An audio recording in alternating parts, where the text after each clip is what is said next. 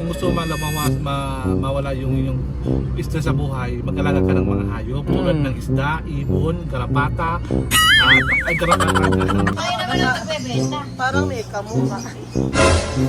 Ang arwana daw kapag gagawa, ano lang, Kakalmahin mo pa. ibig sabihin, mabait ka. Pero pagka gumagano ng tao, salbahe ka. Ayan po patunay po. Mabait ako talaga. Iangat mo kasi. Ayan nga, mabait ako talaga. Diba? Nako mga amigo, nandito tayo sa pet shop. Tingnan nyo po mga kababayan ko. Sa may Extreme Island Pet Shop. Magandang araw po sa inyo. Magandang araw po sa inyo lahat mga amigo. At nandito tayo para po pagbigyan ng kagustuhan ni Kuya Belgium. So good morning mga idol. Ayan, ay ganda lang isda oh. Ito. Ang bilis naman kayo ito eh. Ano?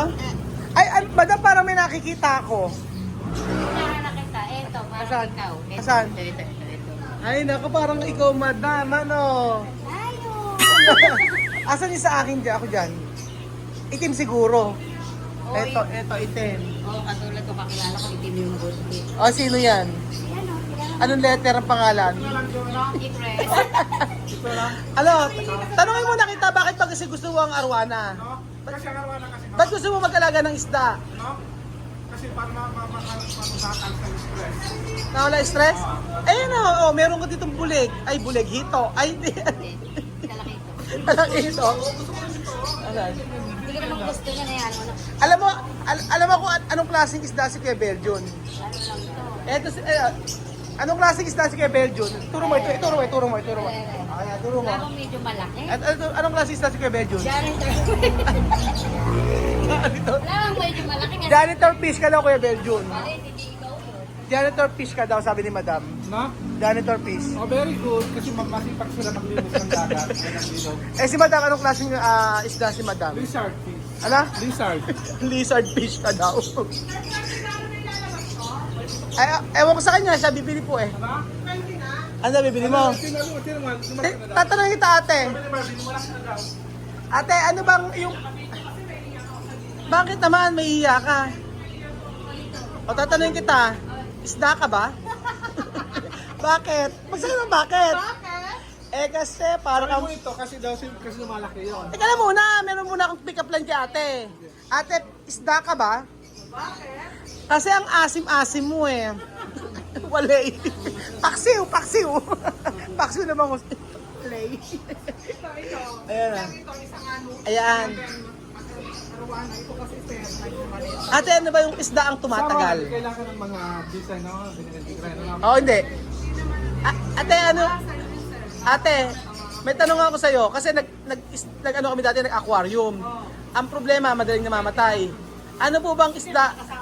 Ano po bang isda ang ang matagal mamatay? Lahat naman sir. Ay?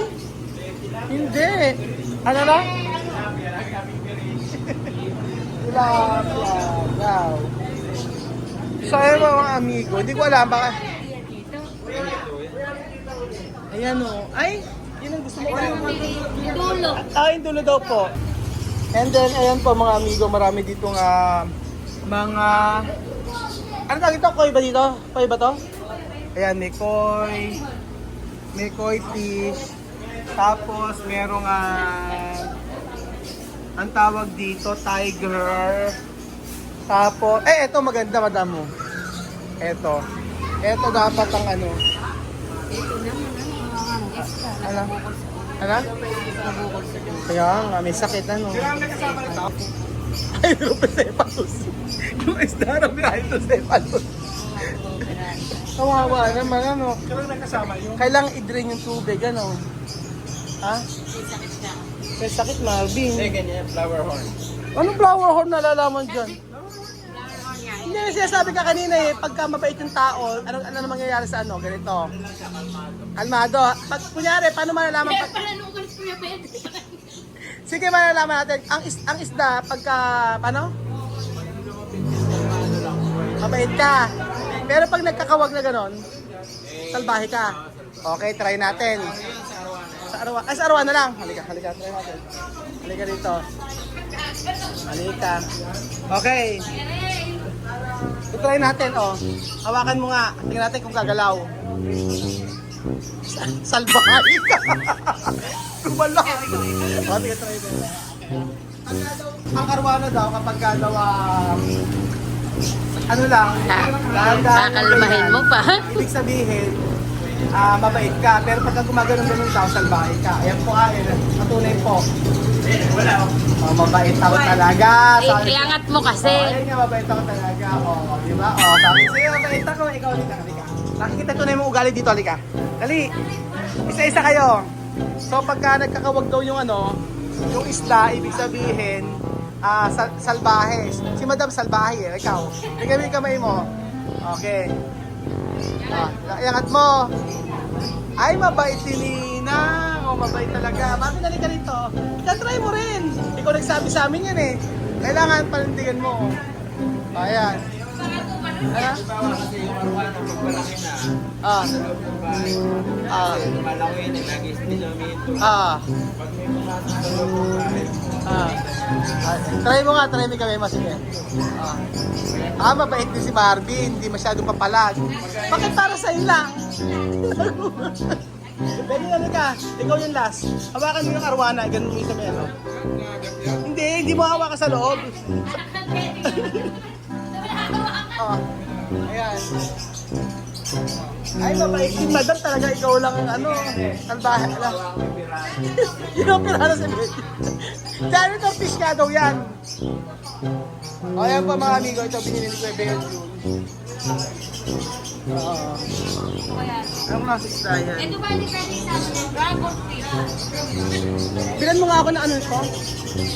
Ito, sap-sap to eh, oh. Mapatuyo. Bangus to.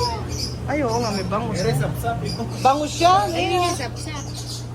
Ginagawa ko yun.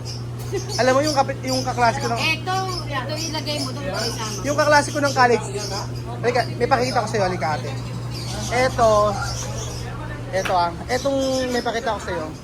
Etong goldfish, ito, yung goldfish na yan. Meron yung kaklase ko dati, sa bahay. Totoo to ang istorya. Hindi na ako naniniwala sa'yo. Totoo na! Totoo to, may goldfish yung kaklase ko. Ngayon yung goldfish niya, gumanong ka. Ganyan kalaki yung goldfish niya. Gold yan, alam ko. Goldfish yung ganyan kalaki. Tapos, napalaki nila. Ang napalaki nila ng ganito kalaki. Nabili nila... Hindi taba yun. Ang goldfish niya nabili, ganyan lang kalaki. Tapos, nung napalaki nila, ang ganito kalaki yung goldfish. Namatay. Hinayang sila. Alam mo ginawa nila? Pinirito. Kinain. Totoo. Walang biro. Shoutout Romeo Dizon. Ano? Sila kuya, kinaliskisan ng anak niyang pangalan. Kinaliskisan? Pinirito. Nako. May totoo yung mga amigo. Shoutout Romeo Dizon. Kaklase ko ng college at Sayang high kasi, school. kasi yung ba? Tagal mo pinaka. Hinayang sila sa goldfish. Pinirito, kinain. Ganun po. Ayan. Ay, eto pala eh. Pili ka na. Teka. Oh. May filter.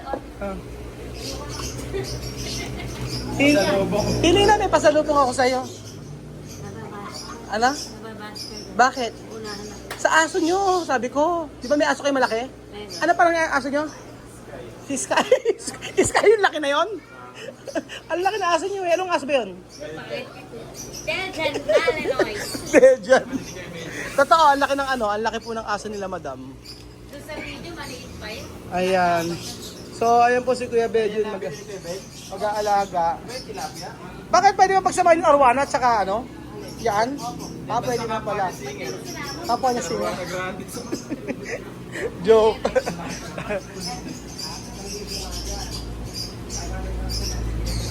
Pero ang daming magalang. Oh, para saan yan? Ganyan po.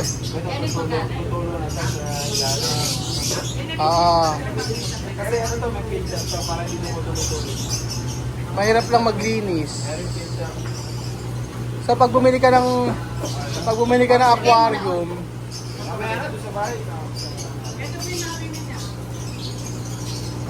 ka ng aquarium, syempre 700 plus 1.5. Tapos ganun pa. Malagay sa ilalim. O may bato. Lalagyan ba ng bato? Lalagyan ng bato? Hindi na. O wag daw lalagyan ng bato. O arwana naman daw, wag daw lalagyan ng bato.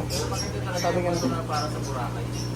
Kukuha pa tayo, bawal magkuha. Punta tayo rin Boracay sandali. Bato.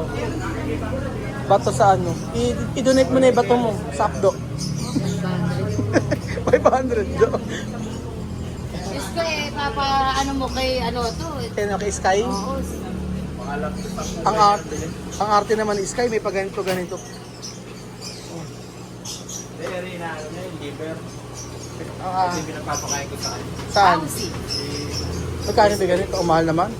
Kaya isang ganito niya. Ang mahal ng pagkain ng aso. 3 times a day siya mga. 90. Ano? Hamster. Si Chuchen matutuwa dito, bili mo lang isang pares. 350 lang naman. Ano ba yan? Hamster. Nangangagat yan eh. Hindi to lang aray. Tapos sa inyong kulungan niya, may treadmill. Yung kulungan niya. Bili mo. Ayoko. Kawawa eh. Paris na siya, 350. Naawa Babae ako. lalaki. Eh, magpaparami tayo. Yung Tayo naman ang magbebenta. Parang may kamuka. naawa ka, yung iba hindi ka naawa. Ginawa sa isda, no? Tilapia nga sana eh. Para pwede. Ginagat? Hindi pa, ginawa ka, no? Kaya Mabait. lang, love play, malaging tulog. Oo nga. Kahit gisingin mo, ayaw magising. Ba't ba yun? Tapat mo nga sa mukha mo. Kala mo mga patay. Oo nga, kamukha ba? Hindi naman kamukha eh. Ang cute yan. Ay, mga talon. Jumping on the bed.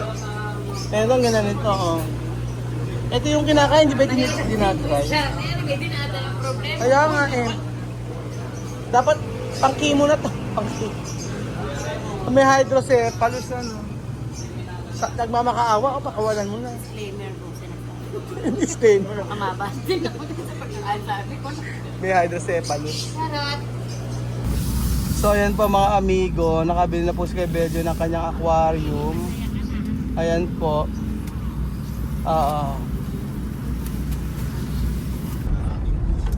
Nice kasi ako kasi kakasahod lang namin. Kasahod na naman. Hirap pala pa ganun eh. Kaya ka bumili ako. Lagi nakaupo. Palagi nakaupo tapos nag-travel talagang Hindi yan totoo. nakaka-stress din ano. Hindi yung totoo, Belgio, sabihin mo na bakit ka nai-stress, bakit stress na stress ka, bakit ka bumili ng aquarium. Ang sabi nga ng aquarium doon, isda doon, nagpapatanggal ng stress, ikaw nagsabi niyan. Oo, nakakapagtanggal yun ng stress, lalo pag may mga nakapaligid sa mga toxic na tao. Madam, Isang umalis dahilan ka. yan po para magkuha tayo. Umalis ka, nakapaligid daw. Mag-alis tayo. Isang dahilan po yan para tayo ay mag-alaga ng isda. Kasi napanood ko yan sa mga Ano, stress daw sa paligid. psychology ba yan? Sabi nila, kung gusto mo mawala yung stress sa buhay, mag-alaga ka ng mga hayop tulad ng isda, ibon, garapata, garapata Garapata daw. Garapata ba? Garapata nakatingin sa'yo, Tulad sabi. ng mga lizards, Karapatang buso. lizards. Wala akong makita ng tuko eh. Gusto ko sana tuko ang alagaan kasi walang tuko doon. Si Madam, ano si doon. Madam? Ano ba si... Oo, ikaw na. Ano nga si Madam? Magaling. Ano si Madam? No? Ano si Madam? Ano? Ano si Madam? Ano sa... Pepa. Oy, George! Huwag mo ginaganyan-ganyan at mas mataba ka kay Pepa, ha? Malapit na itong gawing lechon eh. Lechonin ko niya kaya to. Para mawala na yung Di, mga... totoo kaya medyo seryoso, ba't ka nai-stress? Kasi nga, di ba marami ko narinig ng mga negative. Ah, Nakakapag-stress Oo, ko yun. madali siya Sumasakit na- kayo ano, pa pag ko dito eh. Hindi ko lang kidney ba to? Basta lagi Ewan ko ba? Ganyan nga siya pag nakakarinig ng mga negative sa paligid niya, yung mga napapanood niya. hindi ka sanay sa social media, no? Sanay ako sa social media, kaso lang may nakaka-stress lang. Di ba iwasan pag-stress talaga? Kasi kahit pa paano, tao rin ako, may puso rin ako ha. Di ba kahit pa paano, nasaktan ka rin Tamang eh. ganaganyan. Pusong bato ba ako? Uy, Wala ko nararamdaman. May nararamdaman. Inom. Inom mo. Kasi chlorine, yung chlorine kanina narinig. May chlorine sa likod. Yung chlorine, okay, Belgium. Ano? Okay na. Relax. Relax ka lang muna. Ano? Yeah. Are you okay? Bloody hell. Ayan po mga amigo at yun po ang patanggal ni Kuya Belgio ng stress. So hopefully mawala ang stress niya dahil sa arwana. Pero kasi ako, ang pantanggal ng stress ay prayer. Panalangin. Manalangin ka. Sabihin mo, Lord, tanggalin mo sa akin yung ganitong problema o stress. Iba siguro tayo. Iba tayo ng pamamaraan. Kasama lang mawala prayer yan. ang stress. Opo. So, ganun lang. Tanggapin kung ano ang dapat tanggapin. Kung hindi makayang tanggapin, ipag-pray. So, na magiging okay na po ang lahat pag ganun. So, ito na po yung arwana ni Kuya Beljun. Yan po. Ang pangalan po ay si Tom and Jerry. Ayan po, Kuya Beljun. Natanggal na ba ang iyong stress? Oo. Ha? Oo. Okay, yan. Pag ganyan, pag nakita mo, wala kang stress. Ganun mo, ganun mo ka mo. Kabila mo. Kaya ganyan mo ka mo. Ayan, stress uli siya. Balik mo. Okay, wala nang stress. Ibalik mo ito. Okay, may stress na naman siya. Kita mo. Kailangan 24 hours dapat nakatingin ka sa arwana para walang stress. Parang ayaw niyo kumain. Busog pa yan. At once na din na daw ang kain yan. Pinakalasip mo kanina. Si Tom tsaka si Jerry.